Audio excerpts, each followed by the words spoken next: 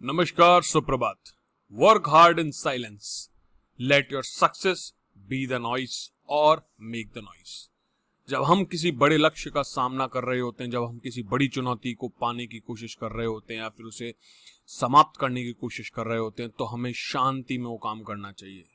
धमाका तब होना चाहिए जब हम सफल हो जाते हैं। धमाका दूसरों को करना चाहिए, अरे वो सफल हो गया। हमें अपनी शांति और धैर्य के साथ अपने लक्ष्य को लगातार सतत रूप से पाने का प्रयास करना चाहिए। वायों की ग्रेविटास की एक न्यूज है, उसने आर्टिकल डाला है कि will Sweden and the Netherlands become Muslim nations. वायों की न्यूज क्यों आई और क्यों कहा गया है? यूपीएससी के लिए इसमें मैं दो क्वेश्चन रखूंगा। What is Islamophobia, what are the implication of this trend on India's diplomatic relation specially with Islamic countries. एक तो ये क्वेश्चन है। दूसरा क्वेश्चन है, are Muslims minorities being negatively profiled amidst COVID-19 crisis in India?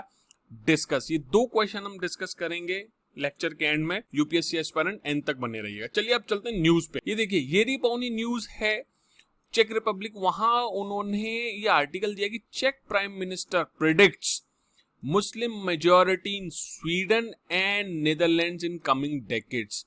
जो चेक prime minister हैं, जिन्हें की एक्चुअली चेक ट्रंप भी कहा जाता है, कुछ पत्रिकाओं द्वारा उन्हें चेक ट्रंप भी कहा गया, उन्होंने प्रेडिक्ट किया है कि आने वाले कुछ समय बाद, कुछ एक दो दशकों बाद, स्वीडन और जो नीदरलैंड्स हैं वो मुस्लिम मेजॉरिटी कंट्रीज बन जाएंगे। उन्होंने क्या कहा, चलिए देखते हैं। उन्होंने एक अपने ओपिनियन पीस जो कि इमिग्रेशन से रिलेटेड था और चेक डेली प्रावो में पब्लिश हुआ था, उन्होंने ऐसा बताया कि दो कंट्रीज स्पेशली, एक तो डच, दूसरा स्वीडन। उन्होंने कहा कि डच जो है वो 2044 तक मुस्लिम कंट्री बन जाएगी और स्वीडन 2065 तक मुस्लिम कंट्री बन जाएगी। जो एंड्रेस बेबीज हैं, उनके प्राइम मिनिस्टर ने चेक किया, उन्होंने ये बताया है अपने आर्टिकल में। अब मैं आपको एक फैक्ट बता देता हूं कि वर्तमान में as of now Islam is the second largest religion in both Netherlands and Sweden. जैसे भारत में भी जो इस्लाम है, जो मुस्लिम्स है, वो सेकेंड लार्जेस्ट मेजॉरिटी या रिलीजन है इंडिया में भी। लेकिन इसके साथ साथ वहां एक इशू ज्यादा बड़ा है कि लिबरल इमिग्रेशन पॉलिसीज रखते हैं दोनों कंट्रीज। और इसलिए चेक रिपब्लिक के जो प्राइम मिनिस्टर है, उन्होंने ये अपना ओपिनियन दिया है कि Islam will be the first largest और the majority religion in these two countries. Liberal immigration policies, आप समझिए यूरोप में 2015 जो सीरिया युद्ध हुआ, आईसिस हुआ, उसके बाद से एक बाढ़ सी आ गई है इमिग्रेशन की।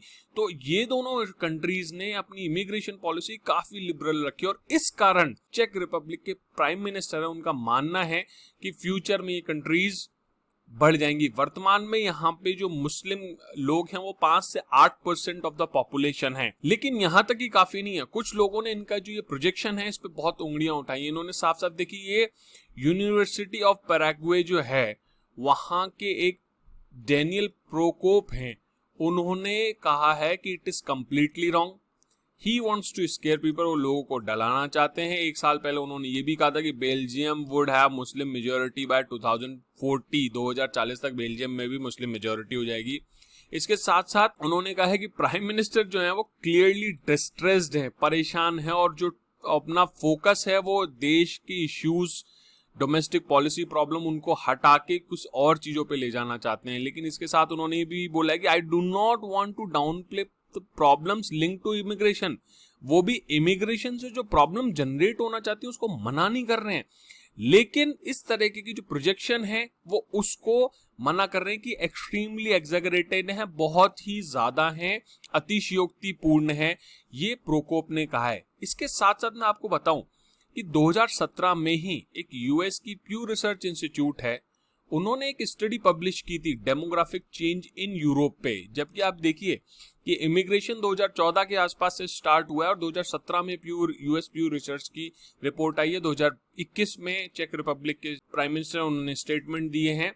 अब प्यू रिपोर्ट ने क्या कहा था कि 2050 Sweden was estimated to have a larger population of Muslim residents than many other European countries.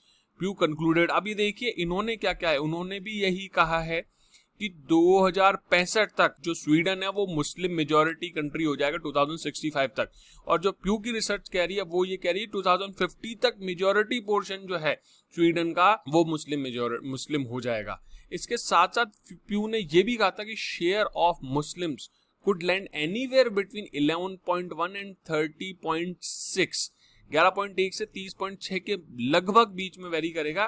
दो स्वीडिश जो रिसर्चर थे उन्होंने काफी मतलब अनसर्टेनिटी बताई है प्यू की इस कैलकुलेशन पे कि दे वर नॉट श्योर, क्योंकि बड़ा ही एक लंबा जो गैप है 11 से 30% है। लेकिन चेक रिपब्लिक के जो प्राइम मिनिस्टर है उन्होंने जो अपना ओपिनियन दिया उसने इस इश्यू को वापस से रेज कर दिया है। चलिए आज इस न्यूज के लिए काफी यूपीएससी का क्वेश्चन डील करते हैं। What is Islamophobia, what are the implications of this trend on India's diplomatic relation specially with Islamic countries. Islamophobia की डेफिनेशन मैं अपने पिछले के एक वीडियो में भी दे चुका हूं कि it's just a fear, it's a hatred of और prejudice against the Islamic religion और Muslim in general, especially when seen in a geopolitical force or the source of terrorism। Islamophobia वो है कि जब हम मुस्लिमों को टेररिस्ट मान के उनके प्रति व्यवहार करने लगते हैं या पूर्वाग्रह रख के या उनके प्रति ईर्ष्या द्वेष भय रखने लगते हैं, तो वो इस्लामोफोबिया है।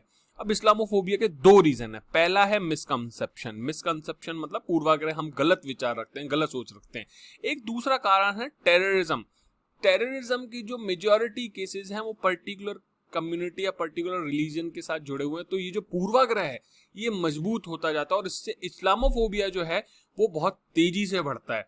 तो इसलिए दो चीजों को दूर करना पड़ेगा। मैंने अपने पाकिस्तान से रिलेटेड एक आर्टिकल में जिसमें कि इमरान खान जी ने ये कहा था कि इस्लामोफोबिया से पूरे वर्ल्ड को लड़ना है, मैंने उसमें कहा भी था कि टेररिज्म हटाइए, इस्लामोफोबिया अपने आप हट जाएगा। तो मैं यहाँ पे वापस कहता हूँ कि टेररिज्म अगर हट जाएगा तो इस्लामोफोबिया भी हट जाएगा। इसके साथ बात करते हैं कि डिप्लोमेटिक रिलेशन, देखिए 3 डायमेंशन हमें देखना पड़ेगा। एक डिप्लोमेटिक देखना पड़ेगा, वो हम प्रॉपर्ली बताएंगे क्योंकि ओआईसी जो कंट्रीज है उनके साथ हमारे बहुत सारा रिलेशन है। इंडोनेशिया मुस्लिम कंट्री है, बांग्लादेश मुस्लिम कंट्री है, अफगानिस्तान, पाकिस्तान, अरब कंट्रीज जो है बहुत सारी मुस्लिम कंट्रीज है। तो अगर हमारे यहाँ इस्लामोफोबिया बढ़ता है या फिर ऐसे विचार बढ़ते हैं तो इनके साथ रिलेशन हमारे यहाँ खराब होते हैं, क्योंकि कश्मीर एक ऐसा टिपिकल इशू है जिसपे ये सब लोग अड़ने को लड़ने को तैयार होते हैं। ऑल्दो अब चीजें बदल रही हैं बट स्टिल। दूसरा, हमें इसके साथ साथ इकोनॉमिक और ट्रेड जो फ्रंट है वो भी डिस्कस करना पड़ेगा। देखिए यूपीएससी क्वेश्चन में क्या होता है कि आपको एक छुटकू सा डायमेंशन नहीं, आपको many dimension you have to cover and discuss in your answer. इसके साथ साथ आपको एंड में फिर ये बताना होगा कि majority of Islamophobic opinion originated from Pakistan. अब ये समझो कि हमारे यहाँ पाकिस्तान से टेररिज्म होता है इसलिए हम समझते हैं कि भाई ऐसा ही है। इसके साथ साथ ये भी है कि हमें इंडिया को क्या करना चाहिए कि ग्लोबल नोटिस में लेके जाना चाहिए डिप्लोमेटिक कम्युनिटी में, और डोमेस्टिक सेंटिमेंट्स है उनको सही करना चाहिए जो इस्लाम और मुस्लिम्स के अगेंस्ट है उसमें नहीं रख। नेक्स्ट क्वेश्चन ये आपको आंसर करना है। तो आज के लिए दोस्तों काफी है, धन्यवाद।